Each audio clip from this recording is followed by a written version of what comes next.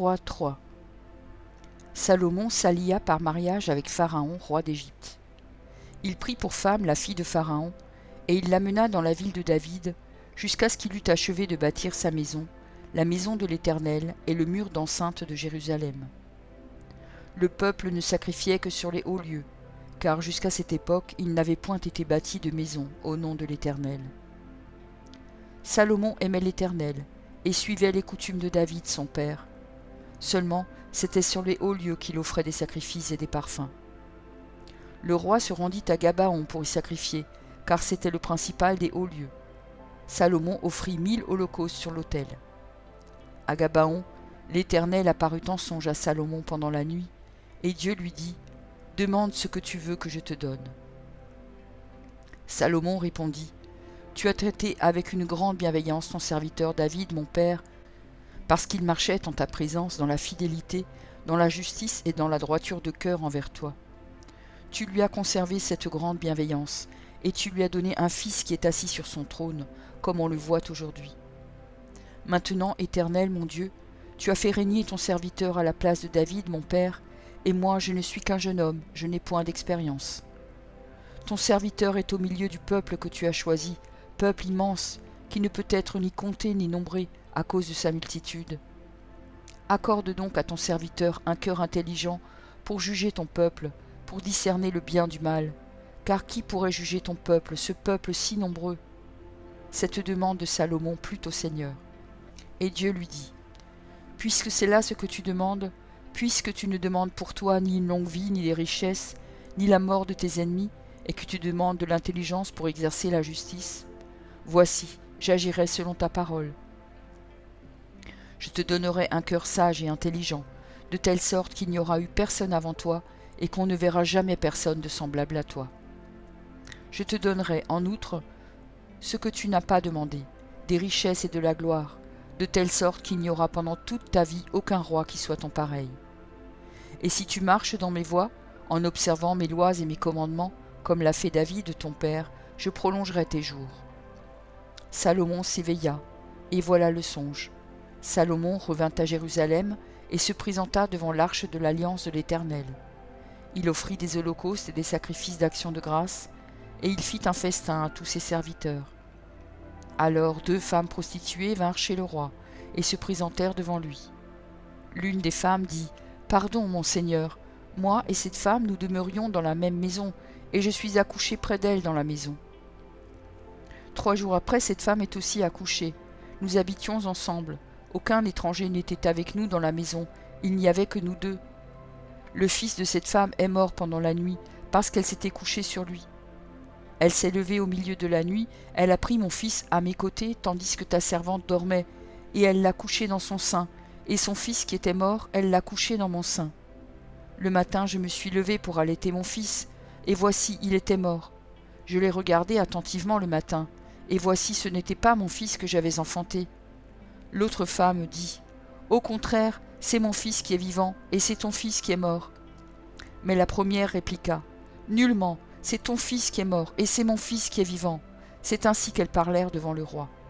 Le roi dit : « L'une dit : c'est mon fils qui est vivant, et c'est ton fils qui est mort. Et l'autre dit : Nullement, c'est ton fils qui est mort, et c'est mon fils qui est vivant. » Puis il ajouta : « Apportez-moi une épée. » On apporta une épée devant le roi, et le roi dit : « Coupez en 2 l'enfant qui vit, et donnez-en la moitié à l'une et la moitié à l'autre. » Alors la femme dont le fils était vivant sentit ses entrailles s'émouvoir pour son fils, et elle dit au roi : « Ah, mon Seigneur, donnez-lui l'enfant qui vit, et ne le faites point mourir. » Mais l'autre dit : « Il ne sera ni à moi ni à toi, coupez-le. » Et le roi, prenant la parole, dit : « Donnez à la première l'enfant qui vit, et ne le faites point mourir, c'est elle qui est sa mère. » Tout Israël apprit le jugement que le roi avait prononcé, et l'on craignit le roi, car on vit que la sagesse de Dieu était en lui pour le diriger dans ses jugements.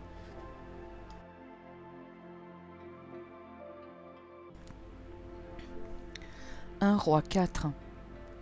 Le roi Salomon était roi sur tout Israël.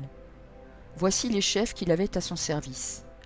Azaria, fils du sacrificateur Tsadok. Élioreph et Achija, fils de Shisha, étaient secrétaires. Josaphat, fils d'Achilud, était archiviste. Benaja, fils de Jéhojada, commandait l'armée. Tsadok et Abiatar étaient sacrificateurs. Azaria, fils de Nathan, était chef des intendants. Zabud, fils de Nathan, était ministre d'État favori du roi. Achishar était chef de la maison du roi, et Adoniram, fils d'Abda, était préposé sur les impôts. Salomon avait 12 intendants sur tout Israël. Ils pourvoyaient à l'entretien du roi et de sa maison, chacun pendant 1 mois de l'année. Voici leurs noms. Le fils de Hur, dans la montagne d'Éphraïm. Le fils de Déker, à Makatz, à Saalbim, à Beth-Shemesh, à Elon et à Beth-Hanan. Le fils de Hésed, à Arubot. Il avait Soko et tout le pays de Hépher. Le fils d'Aminadab avait toute la contrée de Dor. Taphat, fille de Salomon, était sa femme. Baana, fils d'Achilud, avait Tahanak et Megiddo, et tout Beth-Shean qui était près de Tsartan, au-dessous de Jizréel, depuis Beth-Shean jusqu'à Abel-Méola, jusqu'au-delà de Jokméam. Le fils de Géber à Ramoth en Galaad, il avait les bourgs de Jaïr, fils de Manassé, en Galaad. Il avait encore la contrée d'Argob en Basan, 60 grandes villes à murailles et à barres d'airain. Achinadab, fils d'Ido, à Mahanaïm. Achimaatz en Nephtali. Il avait pris pour femme Basmat, fille de Salomon. Baana, fils de Hushaï, en Azer et Béaloth. Josaphat, fils de Paruach, en Issachar. Shimei, fils d'Éla, en Benjamin. Géber, fils d'Uri, dans le pays de Galaad. Il avait la contrée de Sion, roi des Amoréens, et d'Og, roi de Basan. Il y avait un seul intendant pour ce pays. Juda et Israël étaient très nombreux, pareil au sable qui est sur le bord de la mer. Ils mangeaient, buvaient et se réjouissaient. Salomon dominait encore sur tous les royaumes depuis le fleuve jusqu'au pays des Philistins et jusqu'à la frontière d'Égypte. Ils apportaient des présents et ils furent assujettis à Salomon tout le temps de sa vie.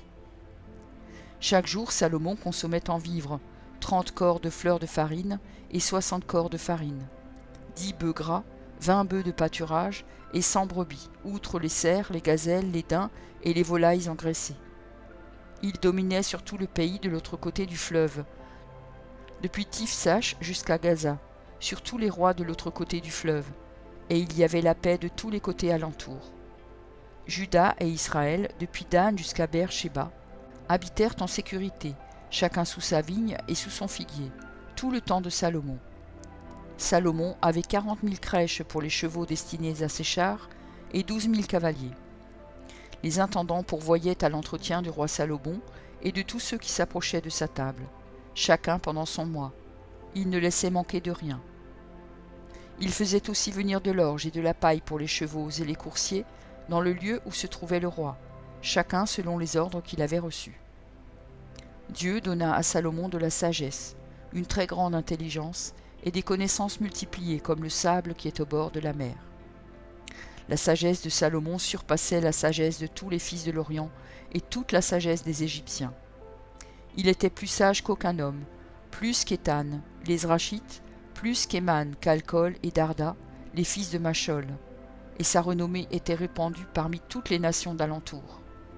Il a prononcé 3000 sentences et composé 1005 cantiques. Il a parlé sur les arbres, depuis le cèdre du Liban jusqu'à l'hysope qui sort de la muraille. Il a aussi parlé sur les animaux, sur les oiseaux, sur les reptiles et sur les poissons. Il venait des gens de tous les peuples pour entendre la sagesse de Salomon, de la part de tous les rois de la terre qui avaient entendu parler de sa sagesse. Merci pour ton écoute. Je t'encourage à écouter encore la parole du Seigneur. J'ai pris un engagement avec lui et je publierai tous les jours un verset. Si j'en oublie un jour, j'en ferai 2 le lendemain. De ton côté, tout ce que tu as à faire, c'est de t'abonner à cette chaîne. Et s'il te plaît, n'oublie pas le pouce bleu. Et si tu veux me laisser un gentil commentaire, c'est aussi apprécié. Pour écouter la suite, clique simplement sur la vidéo du jour suivant, en haut à gauche. Que Dieu te bénisse.